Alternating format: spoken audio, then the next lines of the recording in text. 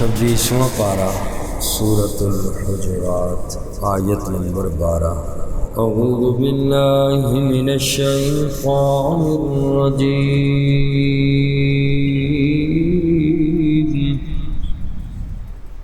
بسم اللہ الرحمن الرحیم۔ یا أيها الذين آمنوا اجتنبوا كثيرا من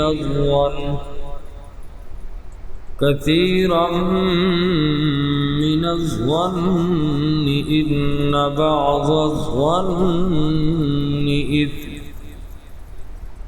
يا أيها الذين آمنوا، اے ایمان والو، اجتنبوا، تم بچو، کثیرا من الظن، بہت سے گمانوں سے، ان بعض الظن اثم، بے شک بعض گمان گناہ ہیں، ولا تجسسوا، اور جاسوسی نہ کرو، ولا یغتب، اور نہ غیبت کرو، بعضکم بعضا، ایک دوسرے کی، ایحب احدکم، کیا تم میں سے کوئی پسند کرتا ہے، ان یأکل لحم اخیہ، یہ کہ وہ کھائے لحم اخیہ میتن، اپنے مردہ بھائی کا گوشت، فکرہتموہ، پس تم میں سے ناپسند کرتے ہو، واتقوا اللہ، اور تم ڈرو اللہ سے، ان اللہ، بے شک اللہ تعالی، تواب الرحیم، توبہ قبول کرنے والے مہربان ہیں۔ آج کی اس آیت مبارکہ میں 9واں اصول بیان کیا گیا کہ جن پر عمل کر کے انسان کی معاشرتی زندگی درست ہو سکتی ہے، اور اس سے پہلے فرمایا تھا کہ کوئی انسان کسی دوسرے انسان کا مذاق نہ اڑائے، اور اسی طرح ایک دوسرے کے عیبوں کے پیچھے نہ پڑو، ایک دوسروں کو طعنے نہ دیا کرو، اور برے لقب سے لوگوں کو نہ پکارا کرو، چونکہ جھگڑے کا اصل سبب یہ چیزیں ہوتی ہیں، اس سے انسان اکثر معاشرے میں لڑائی جھگڑا شروع ہو جاتا ہے۔ اور آج 9واں اصول بیان فرمایا کہ بدگمانی سے بچو، اجتنبوا کثیرا من الظن، بہت سے گمانوں سے بچو، یعنی بدگمانی سے بچو، بعض بدگمانیاں گناہ میں داخل ہیں، اور گمان کی کئی قسمیں ہیں، اور جن میں سے پہلی قسم یہ ہے کہ انسان اللہ کے متعلق بدگمانی نہ کرے۔ اللہ کے متعلق بدگمانی کرنا حرام ہے۔ اللہ کی ذات پر اچھا گمان رکھنا ہر انسان کا فرض ہے۔ حدیث پاک میں نبی کریم صلی اللہ علیہ وسلم نے ارشاد فرمایا، لا یموتن احدکم الا وہو یحسن الظن باللہ، کہ خبردار تم میں سے کسی کو موت نہ آئے مگر اس حال میں موت آنی چاہیے کہ وہ انسان اللہ کے متعلق اچھا گمان رکھتا ہو، یعنی اس حال میں نہ مرو کہ اللہ پہ بدگمانیاں کرو، اس حال میں موت آنی چاہیے کہ اللہ کے متعلق انسان کا اچھا گمان۔ اور حدیث قدسی ہے اللہ تبارک و تعالی خود ارشاد فرماتے ہیں انا عند ظن عبدی، میں اپنے بندے کے گمان کے پاس ہوتا ہوں۔ اگر تو اچھا گمان رکھے گا تو مجھے ویسا ہی پائے گا۔ اگر انسان اللہ پہ اچھا گمان رکھتا ہے، جیسے اللہ کے ساتھ گمان رکھو گے اللہ ایسا ہی دیں گے۔ اور فرمایا کہ اگر اللہ کے ساتھ برا گمان رکھو گے تو یہ اسی انسان کے لیے وبال جان بن جاتا ہے۔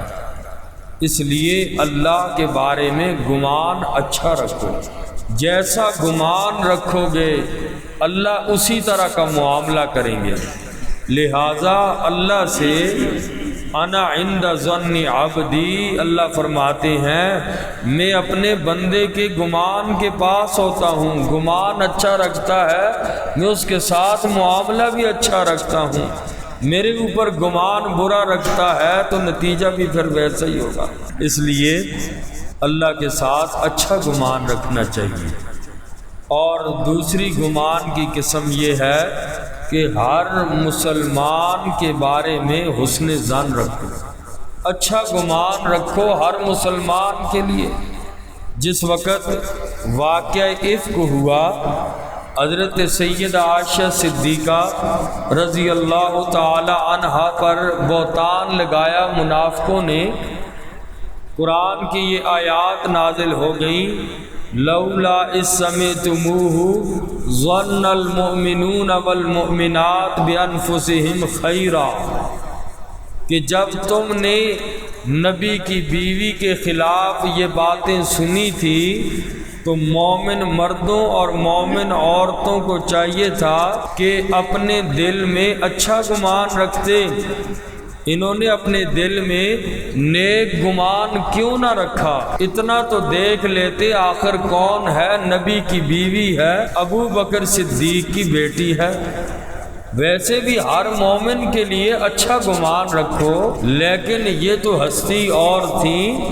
فرمایا کہ کیوں نہیں تم لوگوں نے، ایمان والے مردوں ایمان والے عورتوں نے اپنے دل میں نیک گمان کیوں نہیں رکھا؟ تو اس لیے بدگمانی سے بچو، مسلمان کے بارے میں اچھا گمان رکھو، اچھا گمان رکھو مسلمان کے بارے میں۔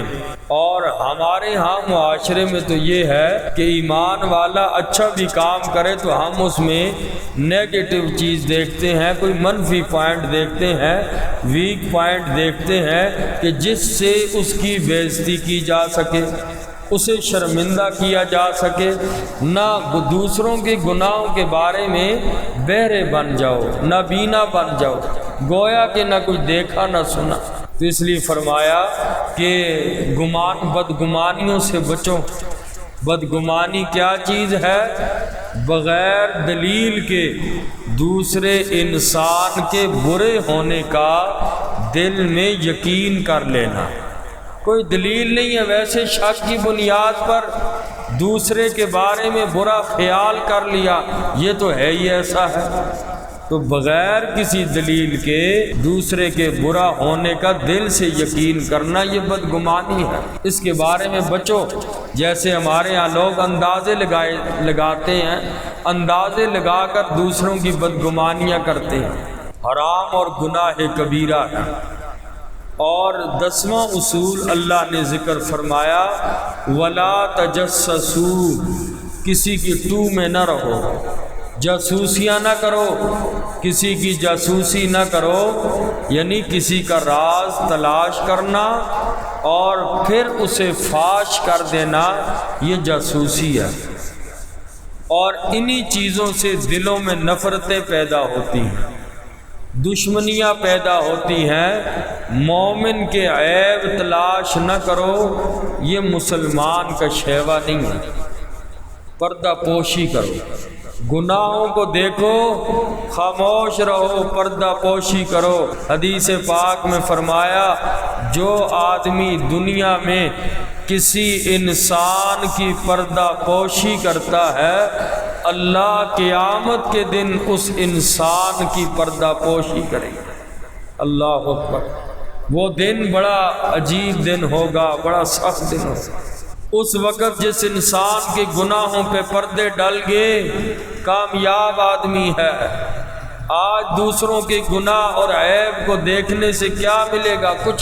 کچھ نہیں ملتا، گندگی کے سوا ساری عمر لوگوں کے پیچھے، لوگوں کے گناہوں کے پیچھے پڑے رہو، ملنے والا کچھ بھی نہیں ملنے والا، نہ دنیا ملے گی نہ آخرت ملے گی، کچھ بھی نہیں ملتا۔ ساری زندگی دوسروں کی گندگی بکھیرنے میں لگ جاؤ، کچھ بھی ملنے والا نہیں ہے۔ لہذا اس دن کی سختیوں سے بچنا ہے۔ مسلمان کے گناہوں کی پردہ پوشیاں کرو، عیبوں کی پردہ پوشیاں کرو۔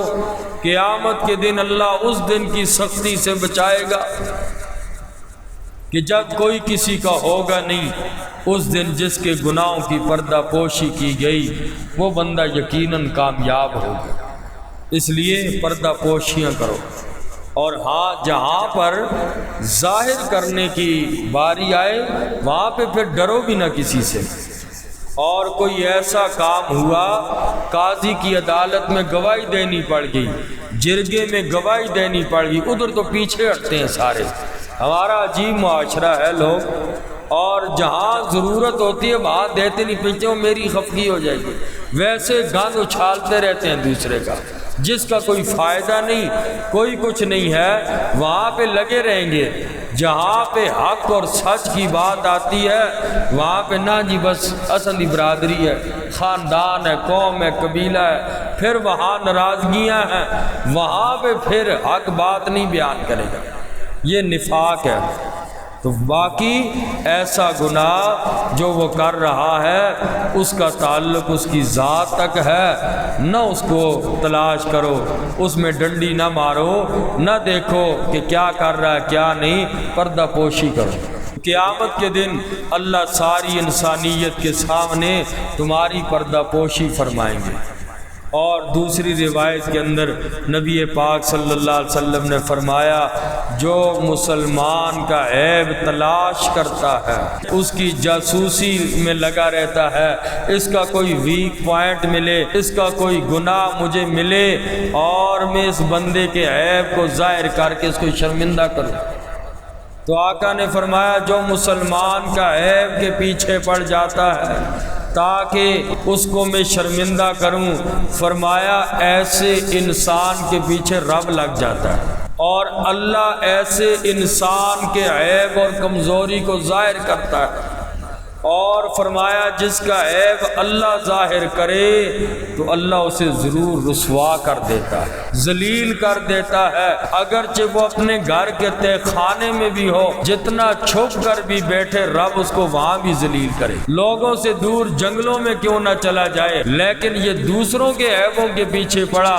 رب اس کو وہاں پر بھی ذلیل و رسوا کر کے چھوڑے۔ تو جو مومن کے گناہوں پہ عیبوں کی تلاش میں رہتا ہے اللہ اس کے پیچھے لگ جاتے ہیں اور رب اس کو پھر ذلیل کر کے چھوڑتا ہے، آقا علیہ السلام نے فرمایا۔ اسی طرح ایک اور روایت ہے ترغیب اور ترہیب کے اندر کتاب ہے حدیث کی، اس کے اندر ایک روایت ذکر فرمائی کہ جو آدمی لوگوں کے عیب تلاش کرتا ہے، لوگوں کے عیبوں کو تلاش کرنے والوں کو قیامت کے دن کتوں کی شکل میں اٹھایا جائے گا۔ اس لیے مومن ہمیشہ اپنے مسلمان بھائی کی خوبیاں سامنے رکھتا ہے تاکہ اس کے دل میں دوسرے کی عزت ہو، محبت پیدا ہو، جبکہ منافق آدمی ہمیشہ برائیاں اور عیب دیکھتا رہتا ہے۔ اور آج کل مختلف چیزیں ہیں جاسوسی کرنے کی، خفیہ طور پہ ریکارڈنگ لگا دی، دوسرے کے کوئی راز اگلنے کے لیے یا کوئی ایسی بات، اب پتہ تو نہیں چلتا، موبائل اپنے پاکٹ میں ہی ہو اور رکھ دیتا ہے، ریکارڈنگ کے ذریعے جاسوسی ہو رہی ہے۔ یہ ایسا خفیہ کیمرہ عجیب چیزیں ہیں نکل چکی ہیں، بندہ اپنے اس میں ہوتا ہے تو عجیب یہ چیزیں ریکارڈ ہو جاتی ہیں اور بعد میں بلیک میلنگ شروع ہو جاتی ہے، یہ کر تو وہ کریں گے اور ایسا نہیں کیا تو یہ ہوگا۔ تو بہرحال یہ ساری چیزیں جاسوسی کے اندر آتی ہیں۔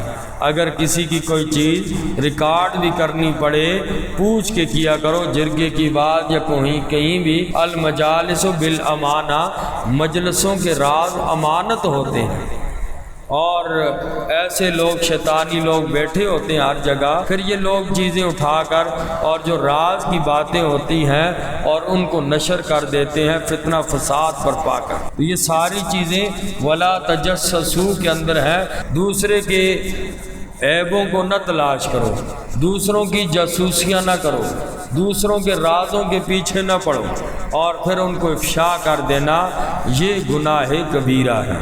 تو اس آیت مبارکہ میں 3 اصول ذکر کیے، ایک تو بدگمانی سے بچو، اور دوسرا ولا تجسسوا، جاسوسی نہ کرو، کسی کی ٹو میں نہ بیٹھے رہو، اور 11ویں اصول بیان کیا 11واں، ولا یغتب بعضکم بعضا، ایک دوسرے کی غیبت نہ کرو۔ انشاءاللہ غیبت کے پہلو پہ کل بات کریں گے، آج ان 2 پہ، جو بدگمانی سے بچو اور جاسوسی نہ کرو، کسی کی ٹو میں نہ رہو۔ اللہ مجھے بھی آپ سب کو عمل کی توفیق